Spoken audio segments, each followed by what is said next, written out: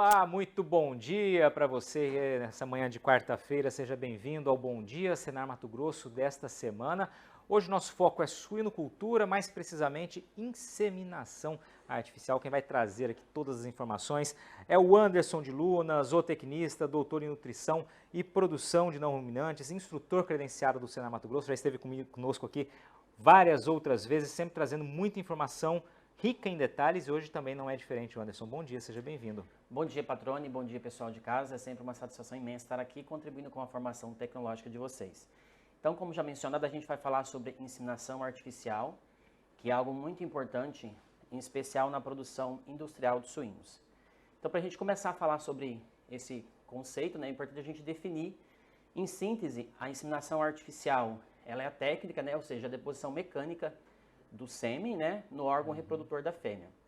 E esse processo é todo manual, é importante que aqui exige uma técnica, e é muito importante que a gente considerar dois fatores importantíssimos na realização dessa técnica. Como a gente promove, Patrone, manualmente o encontro do gameta masculino, que é o sêmen, com o encontro do gameta feminino, que é o óvulo, é importante que a gente pense na qualidade desses dois gametas. Então, ou seja, esse espermatozoide, ele tem que ser de boa qualidade, oriundos de reprodutores bem tratados, e assim também as fêmeas. É importante a gente levar em consideração toda a fisiologia reprodutiva para que assim a gente consiga maximizar o uso dessa técnica. Perfeito, agora vamos lá. Quais são os pontos principais para garantir que essa técnica seja feita com sucesso na atividade? Certo, obrigado pela pergunta. Então assim, aqui é importante a gente definir a qualidade desses gametas. Tanto para o cachaço, que é o macho, quanto para a fêmea, a nutrição aqui assume um papel muito importante, que é a qualidade desses gametas. A gente vai falar mais sobre isso ainda um pouquinho mais para frente, mas é a nutrição que vai garantir a qualidade desses gametas. Então, uma porca bem nutrida, ela consegue ter uma alta atividade folicular, consequentemente produzindo um alto número e óvulos, folículos de qualidade, assim como o macho também. Ele vai conseguir ter uma produção tanto em volume quanto em qualidade, que é o que se deseja. E aqui é importante a gente definir também por que a gente vai realizar a inseminação artificial. Primeiramente, porque a inseminação artificial hoje é uma ferramenta que ela garante o melhoramento genético dos animais. Isso está associado por quê? Quando a gente realiza a inseminação artificial, normalmente a gente lança mão de aquisição de um material genético de alta performance, alto valor biológico. São animais que têm um bom pedigree. Normalmente, esses animais, a gente busca as características que a gente deseja, como, por exemplo, velocidade de crescimento, alta deposição de massa magra em relação à gordura. E esses animais também, a gente consegue uma alta rentabilidade, porque muitas vezes esses animais, eles possuem uma velocidade de crescimento e, consequentemente, eles conseguem também aproveitar melhor o alimento, possuindo assim animais com alta performance e baixa conversão alimentar. Algo muito importante também é que, através da inseminação artificial, muitas vezes você consegue garantir a sanidade desse plantel, visto que você não tem contato direto entre esses animais. E levando em consideração também que esses machos, eles são mantidos em um manejo onde é levado em consideração a saúde desses animais, consequentemente porque isso vai influenciar na qualidade dos gametas, no caso o sêmen, que eles irão produzir. Perfeito. Aí você traz o próximo slide, quando e como realizar essa inseminação. Isso. Então, primeiramente, aqui a gente tem que levar em consideração o preparo dessa matriz. Como que é feito isso? Como já mencionado, a matriz ela só consegue ter uma alta eficiência reprodutiva, que isso é mensurado através da sua elevada taxa de ovulação. Então, quanto maior a taxa de ovulação, consequentemente, vai ser maior também o número de leitões no final desse ciclo reprodutivo. E isso está associado ao fornecimento de uma dieta que atenda a todos os seus requerimentos nutricionais. Aqui, a gente deixa como sugestão, normalmente a gente recomenda o fornecimento do flush alimentar. Em síntese, o flush é uma alimentação à vontade, com altos índices de energia. Isso varia de técnico para técnico. Então, ou seja, e antes da gente submeter essas matrizes, a gente faz ali uma avaliação através da condição do score corporal para submeter a essa estação de monta somente aquelas fêmeas que têm essas características que a gente deseja, porque assim a gente assume que elas terão uma alta taxa de ovulação. Perfeito.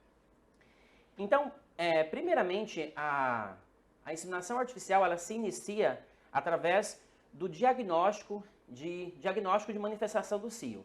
Isso é feito com o auxílio de um profissional treinado, que a gente chama esse profissional de manejador, e também com o auxílio de um cachaço fisiologicamente maduro, onde esse cachaço, o objetivo dele ele não é realizar a monta, mas em si ele vai provocar a manifestação, a manifestação do cio em si, porque muitas vezes a fêmea ela está no cio, porém o período que ela vai ovular ainda está muito longe. Então você utiliza esse reprodutor, por isso que ele tem que ser maduro fisiologicamente, para que assim ele provoque esse estímulo e a gente possa realizar a inseminação artificial no momento correto. Isso também é um fator muito importante a ser considerado para que você consiga maximizar o uso dessa técnica. Perfeito. Aqui é muito importante você conhecer também a fisiologia dessa fêmea, ou seja, muitas vezes, como já mencionado, por que a gente realiza a inseminação artificial em um momento específico? Porque a gente tem que respeitar o período de ovulação. A inseminação artificial ela é feita mais de uma vez, justificando porque a gente tenta maximizar o momento certo da ovulação. Então, para isso é importante a gente conhecer a fisiologia dessa fêmea, que é importante você saber se você está trabalhando com uma fêmea que você vai inseminar ela a primeira vez, no caso aqui a gente chama ela de uma fêmea nulípara, né? Ou seja, é uma leitoa de reposição, ela nunca foi inseminada, então a fisiologia dela é um pouquinho diferente, ou se a gente vai trabalhar com uma fêmea múltiplas, que já vem aí de uma sequência de ordens de parto. Então, normalmente a gente realiza esse processo de detecção do cio dessas matrizes normalmente 2 vezes ao dia, porque testando positivo para esse reflexo, que a gente vai conhecer daqui a pouquinho, testando positivo para essa manifestação do cio com a presença do macho do manejador, a gente, depende do protocolo que a gente for adotar, a gente já pode começar a realizar a inseminação artificial. Sempre levando em consideração que a gente tenta associar o período da inseminação artificial com o período que essa fêmea vai ovular, porque nesse momento é importante que tenha ali no seu trato reprodutivo espermatozoides tanto em quantidade quanto em qualidade para que ocorra a ovulação no momento certo e você consiga pegar o momento exato e vai ocorrer essa ovulação. Perfeito. Então, para isso, né, para ocorrer essa detecção do cio, a gente normalmente lança mão de um reprodutor. Aqui é importante, produtores rurais, vocês utilizarem um animal maduro fisiologicamente. Normalmente, vários protocolos, várias cartilhas de produção animal, elas trazem para nós que esse animal ele tem que ter idade superior a 12 meses. Isso é importante por quê? Porque ele vai conseguir estimular essa matriz, em especial, ele tem uma liberação de um hormônio masculino que é chamado de feromônio, e através da secreção salivar, ele consegue expressar esse hormônio, fazer com que, no momento da detecção do cio propriamente dito, essa fêmea se sinta atraída por ele e a gente consiga realizar a inseminação artificial no momento correto. Então, normalmente, quando a gente realiza esse processo, nós temos aqui o que a gente chama de algumas características que essa fêmea ela vai apresentar, certo? Então, a gente pode citar como, por exemplo, ela testa positivo para esse reflexo de imobilidade ao macho, ela apresenta orelhas eretas, vulva inchada e avermelhada, secreção de muco denso e claro e reflexo de tolerância ao homem. Esse processo, ele ocorre simultaneamente. Então, como a gente pode ver nessa imagem, é soltado na frente das fêmeas um reprodutor maduro, esse macho. É importante que você tente estimular que esse animal, ele faz o contato focinho-focinho. Nesse mesmo momento, na parte de trás da fêmea, terá o manejador. É importante que esse profissional ele seja bem treinado para essa técnica, onde esse manejador ele vai fazer uma pressão, né, nos flancos e na região lombar. E se essa fêmea reagir a esse estímulo, ficando imóvel a esse estímulo, subentende-se que essa fêmea está próxima do período de ovulação e ela já vai aceitar você realizar a inseminação artificial. Isso é muito importante. A gente fazer primeiramente esse teste para depois realizar a inseminação artificial. Então, aqui primeiramente você considerar se esse reflexo foi positivo, tanto esse reflexo de tolerância ao homem, quanto esse reflexo de tolerância ao macho, que ambos ocorrem simultaneamente. Depende do protocolo que foi adotado, né? Tem profissionais que adotam protocolos que a fêmea dando positivo a esse reflexo, a inseminação artificial, ela é realizada imediatamente após testando positivo para esse reflexo, ou essa inseminação artificial vai começar a partir de 12 horas. Então, isso vai depender muito do protocolo que será adotado por cada profissional. E é importante também os produtores rurais se atentarem a isso e seguir um protocolo. Não existe um protocolo melhor que o outro. Existem as recomendações, levando em consideração as características fisiológicas do animal que você está trabalhando para se adotar um protocolo de inseminação artificial. Mas normalmente realiza-se esse reflexo em um período, essa fêmea vai ser inseminada no outro período e as inseminações artificiais elas vão acontecer simultaneamente ao período que começou. Ou seja, se ela começou a ser inseminada no período da manhã, ela vai ser inseminada no período da manhã, no período da tarde e a última inseminação artificial no período da manhã do outro dia. Então, ela vai passar por 3 inseminações artificiais consecutivas com um intervalo de 12 horas cada um. Esse é um modelo de protocolo que pode ser seguido. O Anderson, excelente primeiro bloco aqui, trazendo uma aula mesmo sobre o tema. Muito importante contar sempre com a presença do Anderson aqui, conhece demais do assunto e vem dividir esse conhecimento com a gente. Vamos para um breve intervalo, Anderson? Daqui a pouquinho a gente volta ao Bom Dia, Senar Mato Grosso, hoje falando sobre inseminação artificial em suínos. Muito interessante o tema, com riquíssimos detalhes aqui trazidos pelo Anderson. Continue com a gente já volta.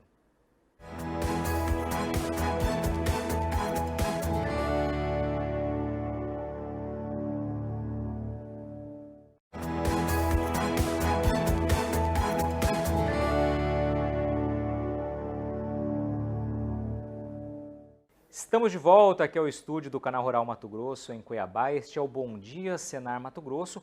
Nesta semana falando sobre suinocultura, inseminação artificial em suínos. Quem está trazendo as informações, dando uma aula aqui para a gente, é o Anderson Luna, que é instrutor credenciado junto ao Senar Mato Grosso. Já trouxe muita informação no primeiro bloco, informação importante, né, Anderson? E vamos lá, quais são os tipos aí de inseminação artificial que a gente pode ter na atividade? Então, como a gente falou anteriormente, aqui é importante você levar em consideração a fisiologia dessa fêmea, certo?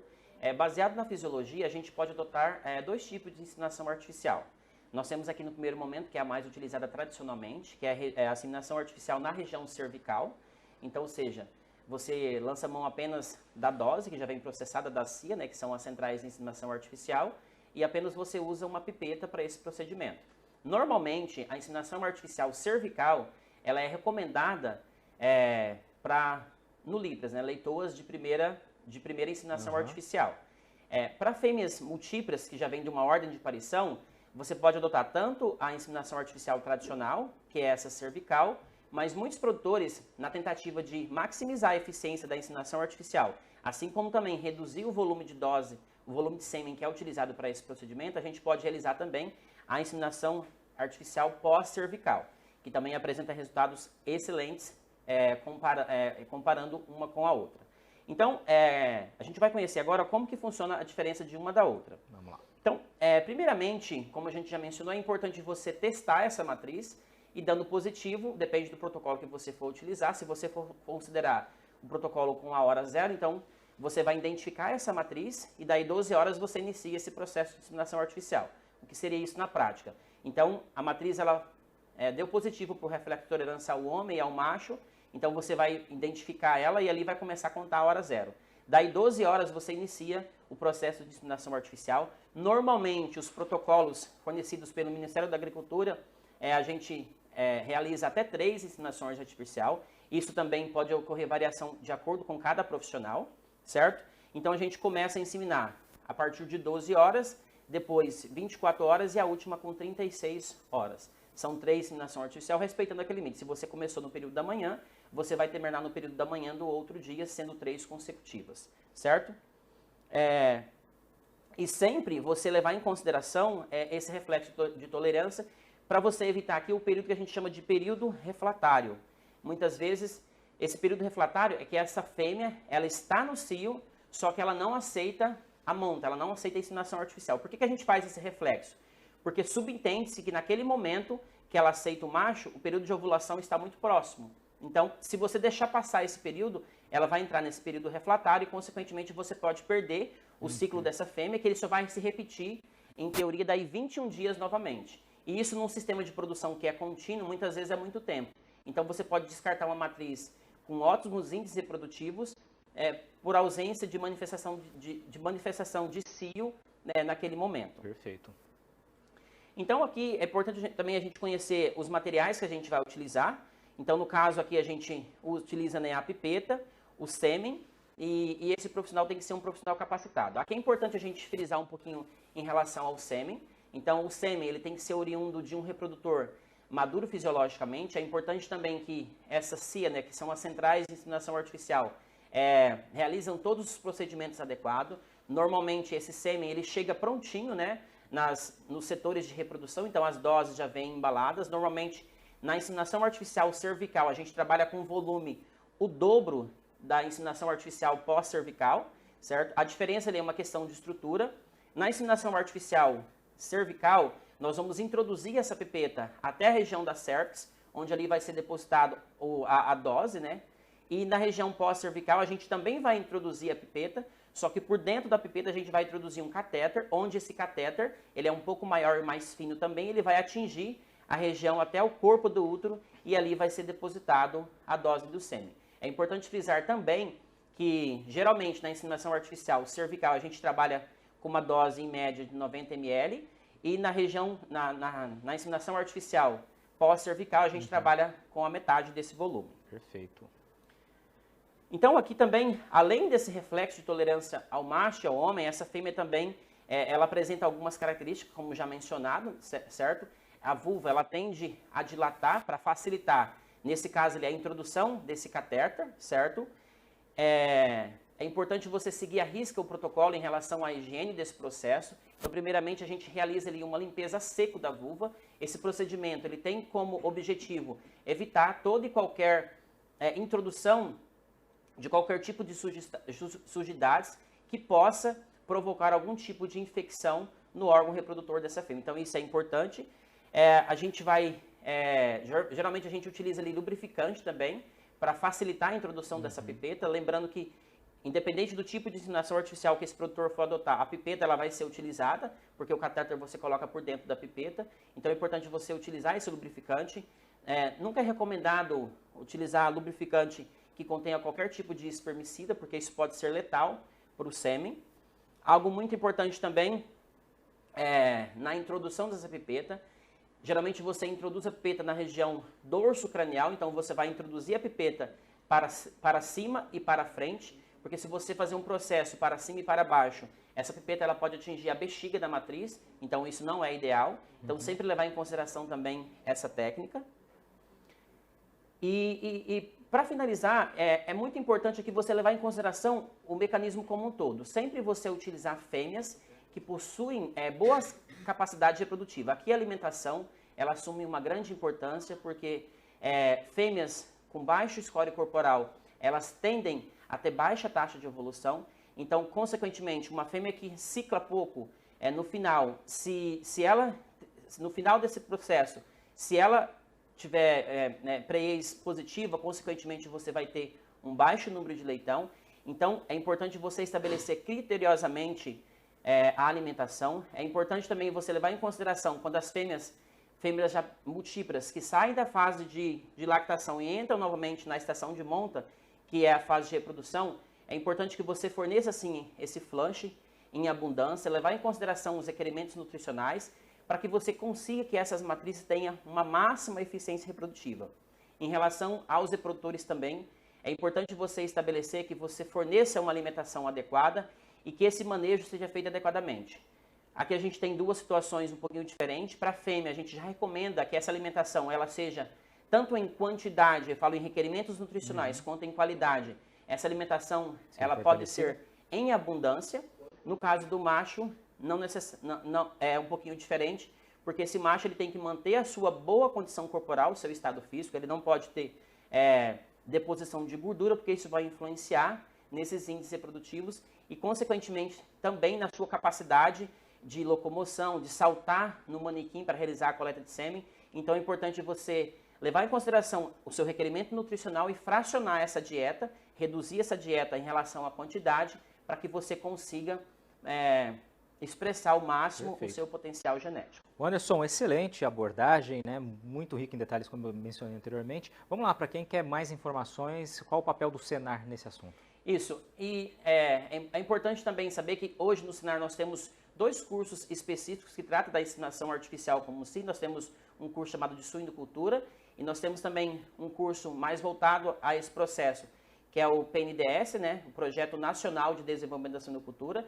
Então, você, produtor rural que tem interesse em saber mais sobre esse assunto, procure o sindicato rural do seu município e existe lá no Senar um portfólio completo desses treinamentos E o Senar está à disposição, não só no estado de Mato Grosso, assim como também em todo o Brasil, para contribuir com a capacitação tecnológica de vocês. O Anderson Luna, obrigado pela tua participação aqui mais uma vez conosco. Sempre é muito legal ter você aqui, porque você conhece demais do assunto e consegue traduzir, né, e resumir com uma correria aqui, dentro do nosso tempo que a gente tem, os 22 minutos do programa, trazer essas informações que vão ser muito bem aproveitadas aí por quem está na atividade, quem está do outro lado da tela. Obrigado mais uma vez, parabéns pelo trabalho. Obrigado a você que nos acompanhou nessa manhã de quarta-feira em mais essa edição do Bom Dia, Senar Mato Grosso.